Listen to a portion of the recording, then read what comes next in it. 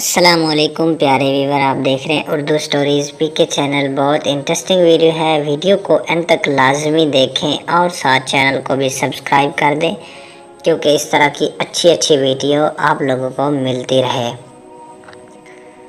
رات کے 2:30 بجے جب وہ کمرے میں داخل ہوا تو وہ سو چکی تھی۔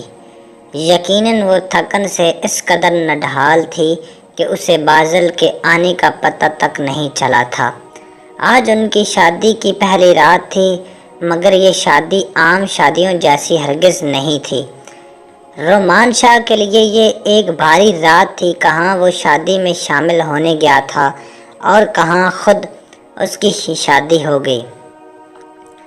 شادی بھی اس لڑکی سے جس سے اس کا رسمی سا تعلق تھا۔ رسمی بھی کیا، کہیں آمنا سامنا ہو جائے تو وہ سلام کر دیتا اور وہ وعلیکم السلام کر کے آگے نکل جاتی۔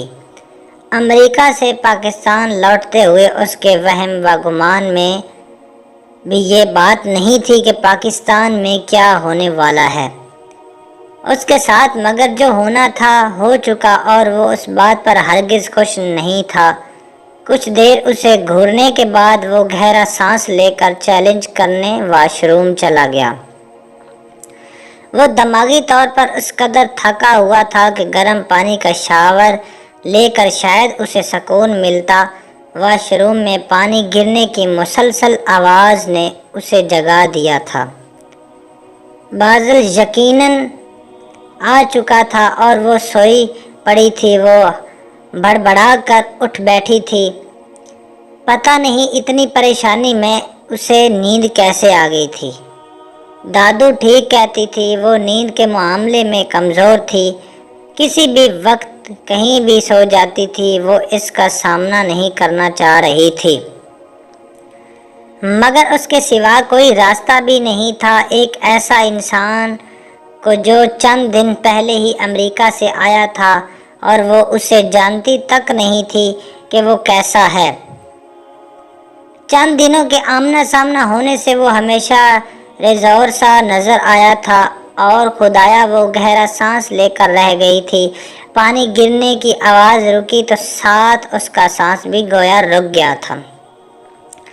اب یقیناً وہ باہر آتا اور وہ اسے کیا کہتی۔ انہی سوچوں میں واش روم کا دروازہ کھول کر وہ کمرے میں آیا اور اسے جاگتا دیکھ کر چونکا۔ السلام علیکم، وہ اتنا ہی کہہ سکی۔ وعلیکم السلام، گمبھیر لہجے میں جواب دیتا ہوا وہ کرسی پر سامنے آن بیٹھا تھا اور ان کے درمیان گہری خاموشی تھی۔ تم کپڑے بدل لو اپنے، بازل نے خاموشی توڑی۔ جی اچھا، وہ بیٹھی رہی تھی۔ کس قدر آکورڈ سچویشن تھی۔ یہ دیکھو، جو کچھ ہوا ہے وہ ہو گیا۔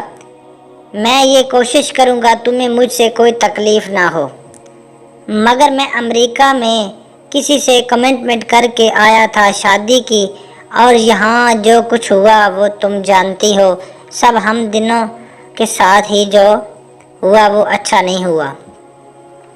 میں چاہتا ہوں تم یہ بات قبول کر لو کہ تم میرے لیے بس اضافی ذمہ داری ہو اور میں اپنی ذمہ داریاں نبھانا جانتا ہوں۔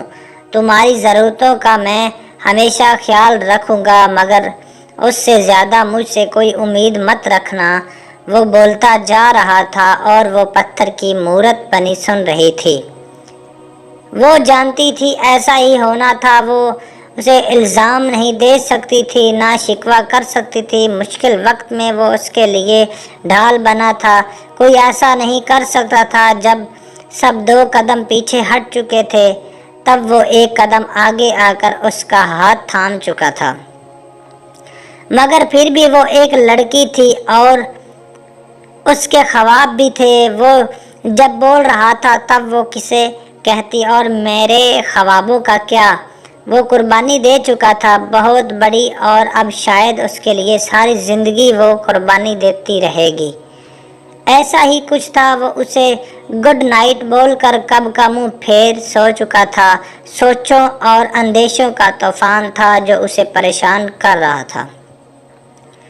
کچھ بھی زندگی میں اس کی مرضی جیسا نہیں ہوا تھا۔ کبھی نیند کی گہرائی میں جانے کب وہ اس کے اتنے قریب آ گیا تھا، اس کے بدن کی خوشبو نے اسے جگا دیا تھا۔ آنکھوں میں پھیلا ہوا کاجل چہرے پر اتر چکا تھا، یقیناً وہ روتے ہوئے سوئی تھی۔ میک اپ خراب ہو چکا تھا، مگر اسے ماننا پڑا، وہ خوبصورت تھی۔ نیند کی بارش میں بھیگتی ہوئی لڑکی، کاندھے سے ڈھلکا ہوا بھاری شادی کا لباس اور دعوت نظارہ دیتا ہوا حسین وادیوں سے اجلا بدن۔ وہ بے اختیار نگاہوں کے زاویوں میں بہنے لگا تو اس نے نظریں چرا لی۔ شاید ہر روتے روتے سو جانے والی ہر لڑکی ہی خوبصورت ہوتی ہے۔ اسے سمجھ نہیں آیا تھا، وہ کچھ نہیں کر سکتا تھا۔ محبت کوئی ایسی چیز نہیں تھی کہ ارادے سے کر لی جائے۔ وہ یہاں کچھ دنوں کے لیے لوٹا تھا اور ایک ایسی رشتے میں پھنس چکا تھا جو اس نے کبھی خواب میں بھی نہیں سوچا تھا۔ غلطی اس کی اپنی تھی، نہ وہ اس مسئلے میں ٹانگ اڑاتا، نہ ایسا کچھ ہوتا، مگر وہ اپنی فطرت سے مجبور تھا۔ وہ جس ماحول سے آیا تھا وہاں زیادتی پر چپ رہنا سکھایا جاتا تھا۔ بازل حیدر اب کیا کرے گا؟ اس کے چہرے پر نظریں جمائے ہوئے اس نے خود سے سوال کیا تھا۔ اس کے پہلو میں سوئی ہوئی لڑکی اب اس کی بیوی تھی۔ کچھ دن میں اس کی واپسی فلائٹ تھی۔ وہ گہرا سانس لے کر رہ گیا تھا۔ اسے افسوس ہوا کہ شاید اس کا اخلاق اچھا نہیں تھا، مگر وہ کیا کرتا؟ سب کچھ اتنا اچانک ہوا تھا کہ وہ خود شاکڈ تھا اور ایسے ہی میں وہ ایسا ہی رد عمل دے سکتا تھا۔ اچانک اس نے کروٹ بدلی تھی اور اس کا بازو اپنے سر کے نیچے کر دیا۔ بازل نے ایک نظر اسے دیکھا۔ اسے سگریٹ کی طلب ہو رہی تھی، مگر وہ اس کے بازو سے لپٹ چکی تھی۔ وہ چاہتے ہوئے بھی بازو نہیں چھڑا پایا تھا اور آنکھ کھلنے پر اسے پتہ چلا تھا کہ وہ بازل کے بازو سے لپٹی ہوئی ہے۔ وہ بدک کر پیچھے کی ہٹی تھی۔ نیند پتہ نہیں اسے کیسے آئی تھی۔ وہ شروع سے دادوں کے ساتھ سوتی تھی، ان کے بازو سے لپٹ کر اس کی عادت تھی۔ پتہ نہیں وہ کیا سوچ رہا ہوگا میرے بارے میں۔ وہ ایسی ادھیڑ پن میں تھی کہ دروازے پر ہلکی سی دستک نے بازل کو بھی جگا دیا تھا۔ اٹھ جاؤ، ناشتے کی میز پر تھوڑی دیر میں سب پہنچ جائیں گے۔ باہر سے طیبہ بھائی کی آواز سنائی تھی۔ بازل نے ایک نظر سے اسے دیکھا اور پھر خاموشی سے واش روم میں گھس گیا۔ 5 منٹ بعد وہ آئینے کے سامنے کھڑا تیار ہو رہا تھا۔ وہ اس کے کمرے باہر جانے کی ہمت جتا رہی تھی۔ سوری، رات میں کچھ زیادہ بری طرح پیش آیا تھا۔ وہ سوچوں سے چونکی تھی۔ اٹس اوکے، وہ اتنا ہی کہہ سکتی تھی۔ تیار ہو جائیں، نیچے سب ہمارا انتظار کر رہے ہیں۔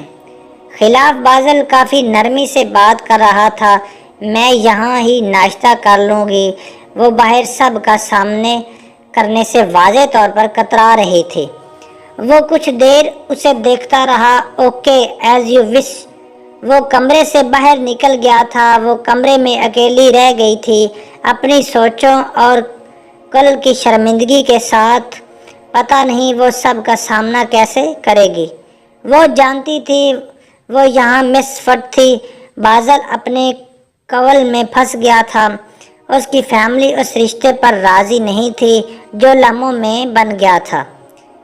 ایسے میں وہ کسی سے کچھ اچھے کی امید نہیں کر سکتی تھی۔ مزید ایسے مکمل لاتعداد ناول پڑھنے کے لیے ہمارے چینل کو سبسکرائب کریں۔ اگر ویڈیو اچھی لگے تو ویڈیو کو لائک، کمنٹ لازمی کریں۔